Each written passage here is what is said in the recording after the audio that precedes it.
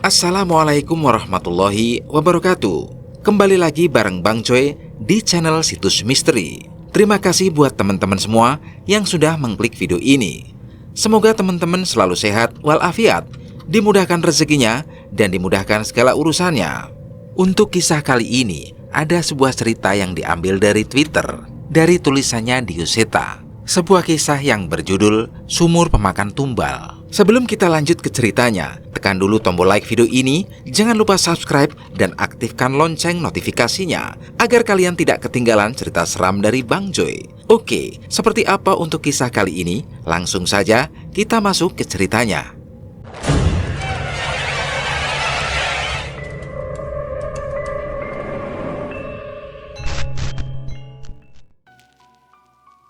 Kejadian ini terjadi di suatu desa perbatasan Jawa Tengah dan Jawa Timur, tepatnya di era 80-an ketika pembangunan belum menyeluruh hingga ke pelosok-pelosok desa.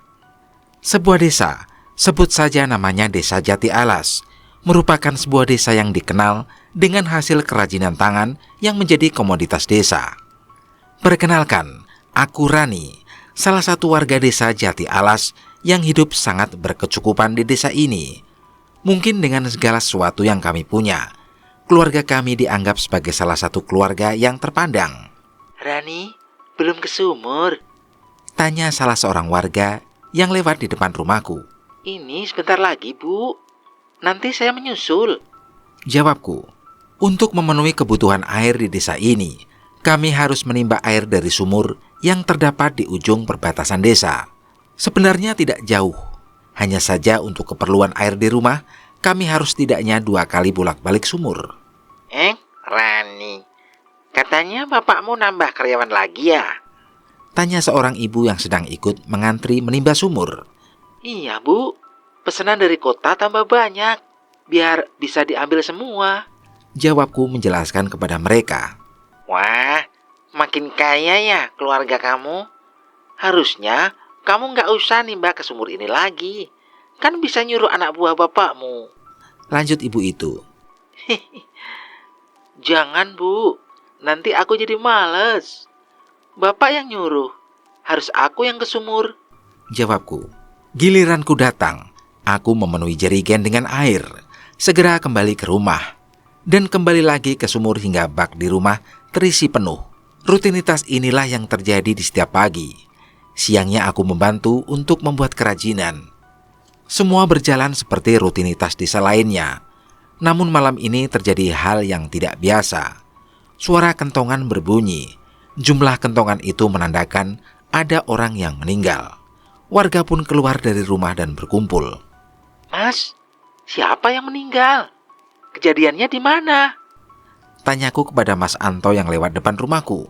Oh, itu Pak Tardi. Katanya jasadnya ditemukan di dalam sumur. Ini saya mau ke sana. Jawabnya dengan buru-buru. Aku mengenakan sandalku dan menyusul ke sana. Benar yang diceritakan Mas Anto. Jasad Pak Tardi terlihat terbaring di sisi sumur dengan wajah yang sudah ditutup selembar kain. Terlihat perangkat desa sedang sibuk memeriksa kondisi jasad dan lokasi. Aku pulang dan menceritakan ke bapak dan ibu. Namun sepertinya mereka tidak terlalu peduli. Padahal dulunya Pak Tardi pernah bekerja pada bapak sebelum akhirnya mengundurkan diri. Setelah kematian Pak Tardi, warga takut menggunakan sumur tersebut mungkin karena merasa kurang bersih juga. Dengan kondisi itu, warga mendesak perangkat desa untuk membuat aliran air dari PDAM. Akhirnya dalam waktu sebulan, semua itu terrealisasi dan sumur itu jarang digunakan lagi. Seluruh warga sudah bisa menikmati air bersih dari PAM. Namun entah mengapa bapak masih menyuruhku untuk menimba dari sumur tersebut. Sebenarnya aku tidak masalah. Hanya saja terkadang aku merasa ada sesuatu mengawasiku dari suatu tempat. Malam ini suara kentongan kembali terdengar. Seorang anak kecil hilang seharian dan ternyata ditemukan lagi di dalam sumur. Warga kembali heboh dan menuntut untuk menutup sumur itu. Namun yang mengherankan, bapak tidak setuju. Dengan alasan sumur sebagai cadangan air saat PDAM bermasalah. Karena bapak adalah orang berpengaruh, warga dan perangkat desa tidak dapat berbuat apa-apa. Namun warga sudah sama sekali tidak ada yang menggunakan sumur itu. Sudah sebulan bisnis Bapak tidak berjalan dengan baik. Akhirnya Bapak memutuskan untuk memberhentikan beberapa karyawan. Hal ini terus berlanjut. Sesekali aku mendengar perbincangan Bapak dan Ibu di kamar. Jangan, Pak. Udah cukup apa yang kita punya. Ucap Ibu sayup-sayup dari dalam kamar. Enggak, Bu. Kita nggak bisa jatuh miskin lagi. Dari awal kita sudah siap akan risikonya. Ucap Bapak dari dalam kamar. Aku tidak mengerti apa yang mereka bicarakan, namun setelahnya pun mereka masih berdebat. Esoknya aku membantu membuat kerajinan bersama pekerja yang lain. Terlihat dari jauh Bapak menghampiriku dengan membawa sebuah kendi.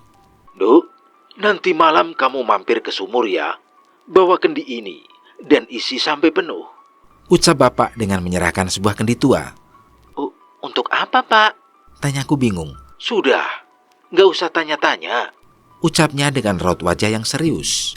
Aku menuruti perintah Bapak. Setelah langit mulai gelap, sebuah kendi tua aku bawa menuju sumur.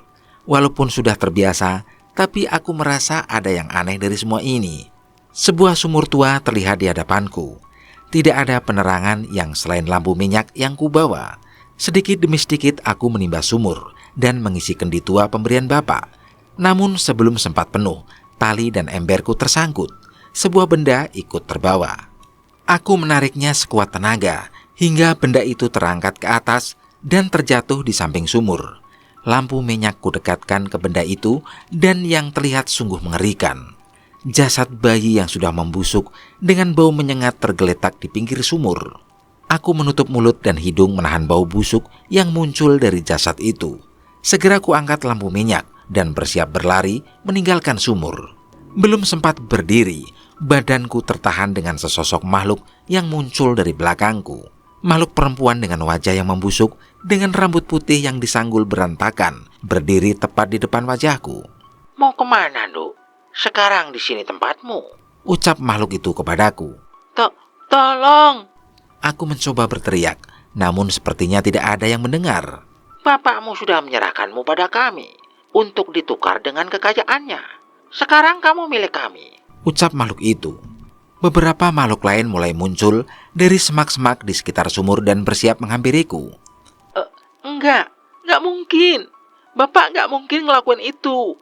Bantahku dengan air mata yang mulai menetes.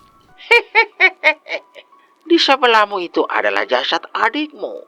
Dan jasad ibumu sudah lenyap terlebih dulu. Makhluk itu semakin mendekat dan mencengkeram tangannya ke tubuhku. Aku menghindarinya dengan kaki yang lemas. Ibu ada di rumah. Nggak mungkin aku percaya sama demit laknat seperti kamu. Teriakku kepada makhluk itu. Ibumu, adikmu, dan kamu adalah tumbal yang dijanjikan ayahmu untuk bisa menjadi kaya dan hidup bersama wanita sundal yang mengaku sebagai ibumu. Ucap demit itu.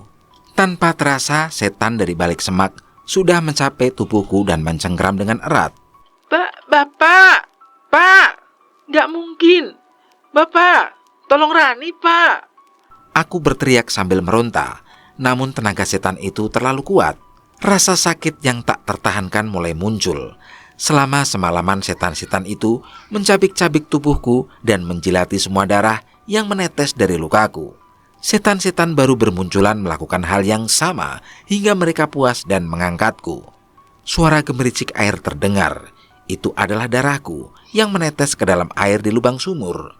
Suara itu terdengar beberapa kali hingga tubuhku menyusul tetesan darahku ke dalam lubang itu sebagai tumbal perjanjian Bapak dengan setan-setan ini. Oke teman-teman, bagaimana menurut kalian tentang kisah ini? Silahkan tulis di kolom komentar dan terima kasih buat teman-teman yang sudah mengikuti kisah ini dari awal sampai akhir. Buat kalian yang baru gabung, jangan lupa like dan subscribe. Wassalamualaikum warahmatullahi wabarakatuh.